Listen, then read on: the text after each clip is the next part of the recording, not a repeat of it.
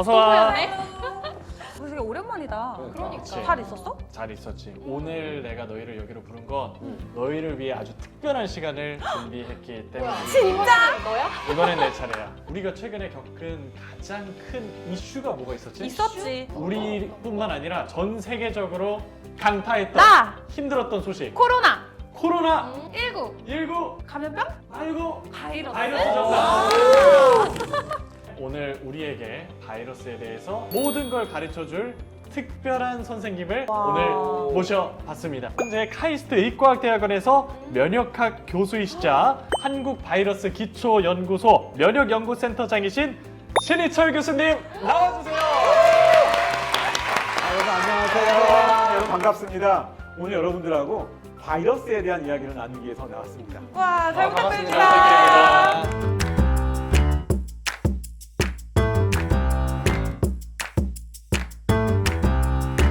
자, 제가 오늘 여러분들하고 바이러스하고 백신에 대한 이야기를 나누기 위해서 나왔습니다. 자, 여러분 오늘 제가 오늘 주제가 바이러스죠. 네. 그런데 이것이 바이러스일까요, 아닐까요? 아니에요. 왠지 아닌 것 같죠? 네. 그래서 이것은 사실은 박테리아입니다. 박테리아. 근데 이제 왜 근데 바이러스를 얘기하는데 박테리아를 먼저 보여드리는가? 여러분들 우리가 뭐 감염병, 감염질환 하면 그 원인으로서 가장 많이 이야기하는 것이 박테리아. 이제 박테리아의 우리말이 세균인 것입니다. 이제 세균과 바이러스를 얘기 많이 하죠. 네. 근데 많은 분들이 바이러스라는 단어는 익숙하면서도 세균, 그러니까 박테리아와 바이러스가 어떻게 다른지도 잘 모르시는 또 분들도 많이 계세요. 저희 얘기인가요? 잘 저 누구라고 얘기하지 저희 않겠습니다. 그런데 이제 그래서 박테리아, 그러니까 세균과 바이러스를 먼저 비교하면서 설명드리기 위해서 이 슬라이드를 가지고 왔습니다. 이 세균, 박테리아는요, 영양분이 많은 곳에 있으면은 그냥 어떤 인체나 어떤 생명체가 아닌 이런 어떤 그냥 생체 외에서도 온도와 먹이가 있으면은 그냥 잘 자랍니다. 그러니까 박테리아라는 게 그런 것이죠. 번식력이 굉장히 뛰어나요. 그렇죠. 그러니까 우리가 음식물 같은 데서도 우리가 거기서 이제 번식을 할 수가 있잖아요. 네. 근데 바이러스는 반드시 살아있는 세포가 있어야지만 거기서 증식을 합니다. 그러면은 곰팡이는 뭐예요? 곰팡이는 또 다른 것인데요. 그런 면에서 본다면 곰팡이는 세균이랑 비슷하다고 볼 수가 있어요. 그러니까 영양분만 많으면 반드시 살아있는 세포를 필요한다고 볼 수는 없거든요.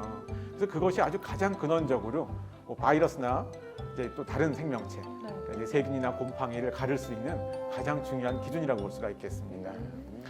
바이러스 같은 경우는 DNA를 유전 물질로 쓰는 경우가 있고요. RNA를 유전 물질로 쓰는 경우가 있습니다. 그래서 이제 이 생물을 하는 사람들은요, 이 바이러스 학자들은 DNA 바이러스, RNA 바이러스라고 크게 바이러스를 크게 두 가지로 이제 분류를 합니다. 그래서 유전 물질을 무엇을 이제 기본으로 쓰는가? 사실은 자신의 유전 물질을 가지고 그 유전 물질을 계속 전파시키고 증식하는 것에 아주 특화된 친구들이거든요. 그렇죠.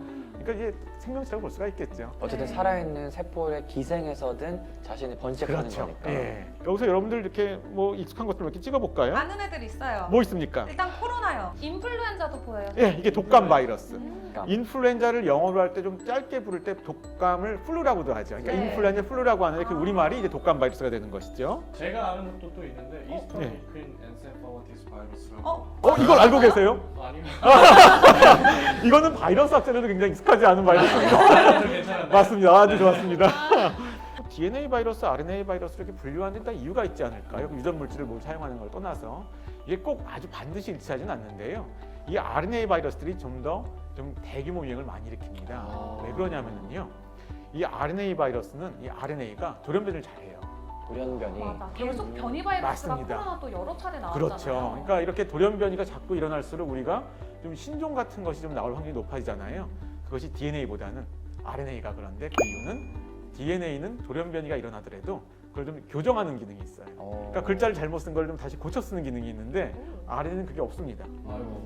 그러다 보니까 좀 더 다양한 돌연변이가 나오고 거기에서 인간한테 좀 더 잘 적응한 바이러스들은 더 큰 유행을 일으키게 되겠죠.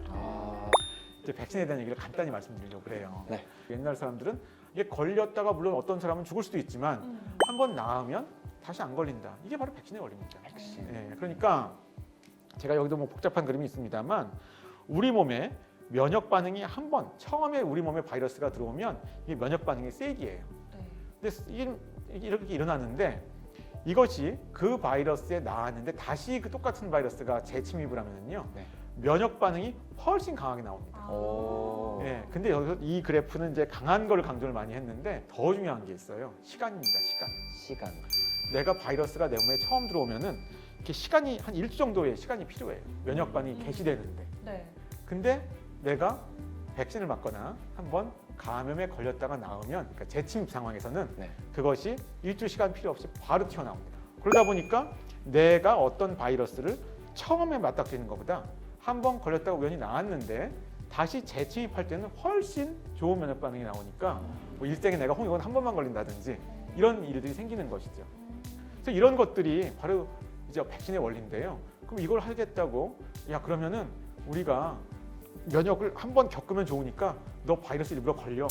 모두가 그냥 걸려버리면 이거는 안 되죠. 왜냐하면 그렇게 하다 보면 어떤 사람은 죽을 수 있고, 전체 통계를 보면은요, 백신의 부작용보다는 이제 걸려서 아픈 사람들이 훨씬 더 많이 이제 그 중증도는 아프게 마련이거든요. 네. 그래서 어쨌든 간에 기본적으로 백신 부작용을 좀 고생한 분들도 계시지만 전반적으로는 백신이 좀 더 이제 안전한 방식으로 내가 미리 경험을 한번 하는 것이다.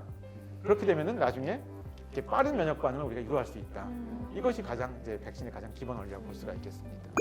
자, 그래서 이제 제가 그럼 우리가 네. 어떻게 해야지 좀 더 안 오게 할 것인가, 또 어떻게 해야지 온다 하더라도 좀 현명하게 대처할 것인가, 네. 이걸 얘기할 수가 있을 것 같아요. 이거를 애초에 우리가 미리 예상을 하는 것 자체가 가능할지도 궁금하거든요. 그것도 아주 좋은 지적이고요. 역시 그렇지만 데이터 기반으로 우리가 예측하려고 좀 노력은 해야 되는 것이죠. 가능해요, 그게. 예, 이제 어느 정도는 가능합니다.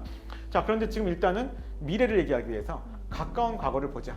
이제 먼저 보여드리는 건데 다 아시는 얘기예요. 여기 지도에 있는 것들은 최근 발생한 신종 바이러스들 많이 아시는 겁니다. 예를 들자면 메르스. 메르스 같은 경우는 맞아요. 처음에 중동에서 나온 건 2012년도에 중동에서 나왔는데 실제로 좀 유행을 했던 건 우리나라 2015년에 메르스 사태를 기억하실 거예요. 네. 그리고 또 어떤 게 있을까요? 사스. 에볼라도. 에볼라. 네. 늘 가끔씩 서아프리카에서 나온다고 얘기하는 그런 것들이 있죠.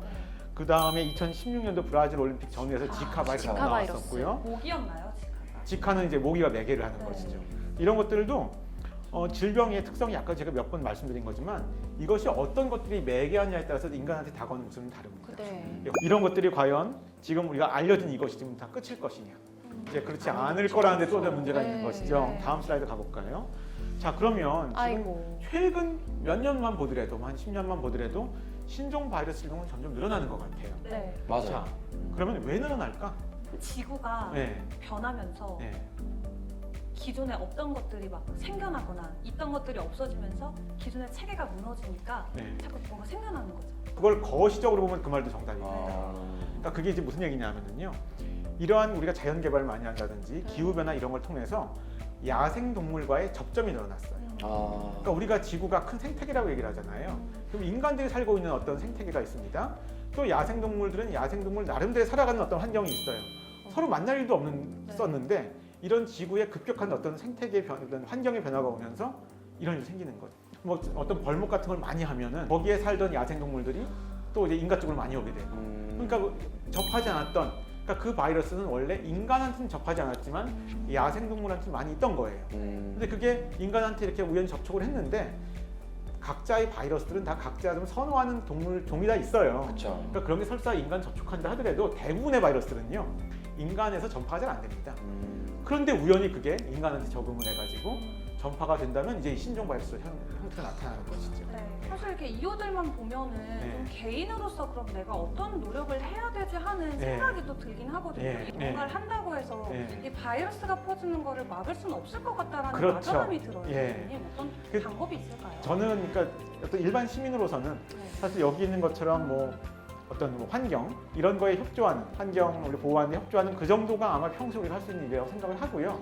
사실은 또 하나 이번 대목에서 이번 코로나19를 겪으면서 제가 좀 아쉬웠던 것 중에 하나는 일반 시민분들이 저는 좀 더 과학자가 될 필요는 없지만은 과학적인 어떤 그 지식을 바탕으로 또 어떤 뉴스를 소비하고 네. 뉴스를 보고 판단하시고 하는 것들이 좀 더 전 더 배양된다고 생각했어요. 그냥 백신 맞아야 되니까 맞는 게 아니고 이거 설득하는 측도 설득을 과학적으로 설득을 하고 받아들이는 사람들도 또 좀 과학적인 판단하에서 받아들이고 이런 것들이 필요하고 이런 바탕에서 이제 과학기술자들은 또 이 진짜 필요한 뭐 백신이나 약을 만들어야겠죠. 근데 그래야지 이렇게 또 만든 약이나 백신들도 과학의 바탕에서 소비가 될 거라고 또 생각합니다. 네. 오늘 교수님 말씀 다 듣고 나니까 사실 코로나19 와가지고 한 2년간 고생했던 그 막 힘든 일 다 떠오르면서 그래. 어떻게 대처해야 할지, 백신은 뭔지, 바이러스는 또 뭔지 했었는데 맞아. 확실하게 정리가 돼서 너무 뿌듯한 시간이었습니다. 맞아. 그러니까 지피지기 백전 백승이라고 난 이제 바이러스에 대해서 다 배우고 나니까 무섭지가 않아. 무섭지가 않아. 두렵지가 않아 나는 이제. 저도 처음에 막 종류도 많고 그래서 좀 겁이 났는데 무서웠던 한편으로는 무서웠고 미지의 영역이었던 바이러스에 대해서 또 면역에 대해서 정말 말씀 잘해주셔서 맞아요. 오늘 많이 배워가고 참 감사하다는 말씀 드리고 싶은데 다시 한번 큰 박수 드릴까요 우리? 네, 감사합니다.